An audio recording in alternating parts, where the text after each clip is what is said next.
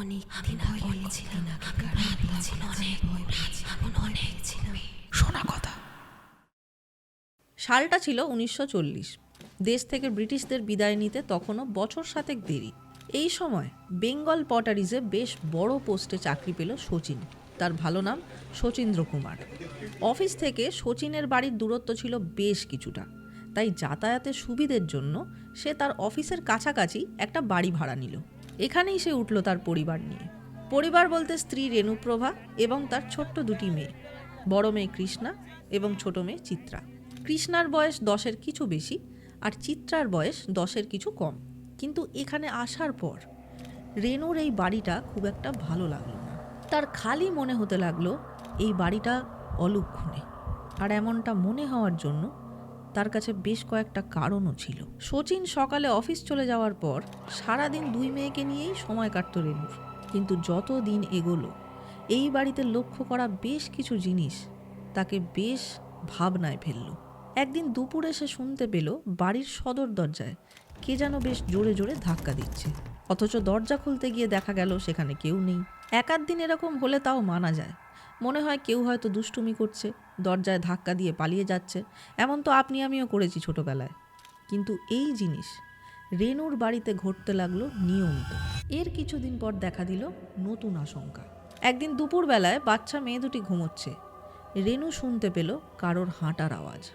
কেউ যেন পায়ে বুট পরে এক নাগাড়ে হাঁটছে তাদের বাড়ির ছাদের এ প্রান্ত থেকে ও প্রান্ত। এই আওয়াজ ছিল রেণুর খুবই পরিচিত, তার কারণ শচীনও বুট পরেই অফিস যায়, তাই বুট পরে হাঁটলে কেমন আওয়াজ হয় সেই আওয়াজ সে জানত। কিন্তু ঠিক এর পরেই রেণুর মনে হলো শচীনের তো বাড়ি ফেরার সময়ই হয়নি, আর যদি সে ফিরেও আসে তাহলে সে বাড়িতে ঢুকবে কী করে? সদর দরজা তো ভেতর থেকে ভালো করে বন্ধ, আর যদি তাকে সেই দরজা কেউ খুলে না দেয় তাহলে ছাতে ওঠা শচীনের পক্ষে অসম্ভব। এই হাঁটার আওয়াজ শোনাও এবার চলতে লাগলো নিয়ম করে। বেশ কিছুদিন ধরে এই আতঙ্ক সহ্য করার পর আর থাকতে পারল না রেণু। সে ভয়ে ভয়ে সব কথাই জানিয়ে দিল শচীনকে, কিন্তু রেণুর এসব কথার একটাও কানেই তুলল না শচীন। সে তার স্ত্রীর দীর্ঘদিন ধরে জমে ওঠা এই ভয়কে ফুৎকারে উড়িয়ে দিল। কিন্তু ভয় শুধুমাত্র সদর দরজার কড়া নাড়া বা ছাতে বুট পরে হাঁটায় আটকে রইল না। একদিন শচীন যথারীতি চলে গেছে সকালবেলায় অফিসে। বাড়িতে ঘরের ভেতরে রয়েছে কৃষ্ণা এবং রেণু। ছোট মেয়ে চিত্রা একা একাই খেলছিল দালানে। এমন সময় রেণুর খেয়াল হলো চিত্রা তো কোনো সাড়া শব্দ করছে না। তার ছোট মেয়েটি চঞ্চল, সে একাই হুটোপাটি করে খেলে। তাহলে দালান থেকে কোনো শব্দ আসছে না কেন? আর 7-5 না ভেবে ঘর থেকে দালানে এলো রেণু।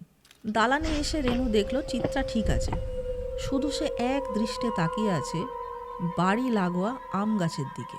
মেয়ের দৃষ্টিকে অনুসরণ করে রেণুও তাকালো গাছটার দিকে, কিন্তু সেখানে সে বিশেষ কিছু দেখতে পেল না। চিত্রাকে রেণু জিজ্ঞেস করলো, কী রে, কী দেখছিস গাছের দিকে? চিত্রা তার মাকে বেশ স্বাভাবিক স্বরেই বলল, মা দেখো গাছের ওই সামনের উঁচু ডালটায় ছেলেটা কেমন দাঁড়িয়ে আছে। কোথায় ছেলে? কিচ্ছু দেখতে না পেয়ে রেণু আবার প্রশ্ন করলো চিত্রাকে। চিত্রা এবার আরও জোর গলায় বলল, কি তুমি দেখতে পাচ্ছ না? ওই তো সামনের উঁচু ডালটায় একটা আমারই বয়সী ছেলে দাঁড়িয়ে আছে, দেখো চোখগুলো কেমন টানা টানা। কথাগুলো চিত্রা খুব স্বাভাবিকভাবে বললেও পুরো আবহাওয়াটাই বেশ অস্বাভাবিক মনে হলো রেণুর। রেণুর মনে হলো আশেপাশের বাতাস যেন হঠাৎ বেশ ভারী হয়ে উঠেছে। সে তড়িঘড়ি চিত্রাকে নিয়ে চলে এলো ঘরে। সেদিন শচীন যখন বাড়ি ফিরল, রেণু জোর গলায় তাকে জানিয়ে দিল বাড়ি যদি পাল্টানো না হয় তাহলে সে নিজেই পরের দিন সকালে দুই মেয়েকে নিয়ে এই বাড়ি ছেড়ে চলে যাবে। সব শুনে এবারে আর তার কথা ফেলে দিতে পারল না শচীন। এর কিছুদিনের মধ্যেই সে তার পরিবার নিয়ে উঠে গেল অন্য একটি বাড়িতে। তবে এর কিছুদিনের মধ্যেই আগের বাড়িটি সম্পর্কে শচীন খোঁজ লাগালো, আর খোঁজ লাগাতেই সে জানতে পারল যে তাদের আগে ওই বাড়িটিতে থাকতে এসেছিল একটি পরিবার, স্বামী স্ত্রী ও তাদের নাবালক একটি ছেলে। সঠিক কী কারণে কেউ জানে না ওই বাড়িতেই নাবালক ছেলেটিকে হত্যা করে আত্মঘাতী হয়েছিল তার বাবা মা, অর্থাৎ ওই স্বামী স্ত্রী। শচীন আরও জেনেছিল বাচ্চা ছেলেটিকে নাকি দেখতে খুব সুন্দর ছিল, আর তার ছিল টানা টানা দুটি চোখ। আজকের শোনা কথার যে ঘটনাটি আপনারা শুনলেন তার কথক আমি ঝিলাম গুপ্ত, আর যার থেকে ঘটনাটি আমি শুনেছি তিনি শুভদীপ সেনগুপ্ত। বেহালা নিবাসী শুভদীপ পেশায় একজন ব্যবসায়ী। শচীন্দ্র কুমার ও রেণুপ্রভা ছিলেন শুভদীপেরই দাদু ও ঠাকুমা। কৃষ্ণা ও চিত্রা ছিলেন শুভদীপের পিসি। আগেকার দিনে ভাই বোনের মধ্যে বয়সের ফারাক থাকতো বিস্তর। তাই শুভদীপ যখন স্কুলে পড়ে তার পিসি চিত্রা তখন বৃদ্ধা। তবু তিনি নিজেই শুভদীপকে তার ছোটবেলার এই রহস্যময় ঘটনাটি শুনিয়েছিলেন। আজ চিত্রা নেই, কিন্তু তার ঘটনাটি আছে। মানুষ এভাবেই থেকে যায় তার রেখে যাওয়া স্মৃতিতে।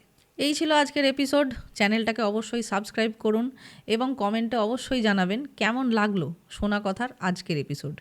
আজকের শোনা কথার ঘটনা সম্পর্কে যদি আপনার কাছে কোনো বিজ্ঞান ভিত্তিক ব্যাখ্যা থাকে তাহলে সেটাও কমেন্টে অবশ্যই জানাবেন। আমি প্রত্যেককে রিপ্লাই দেওয়ার চেষ্টা করব। আপনার কাছে আছে কি এমন কোনো অভিজ্ঞতা বা এমন কোনো শোনা কথা যা আপনি অন্যের থেকে শুনেছেন আর অন্যদের সবাইকে শোনাতে চান আমার মাধ্যমে? তাহলে মেল করুন jilamguptapersonal@gmail.com-এ। আমি বলবো আপনার শোনা কথা। চ্যানেলটা সাবস্ক্রাইব করুন। আপনার চোখ রাখুন, কান রাখুন শোনা কথায়। পরের শোনা কথাগুলোও শুনতে হবে তো, কারণ ভয়ের শুরু এখান থেকেই। নমস্কার।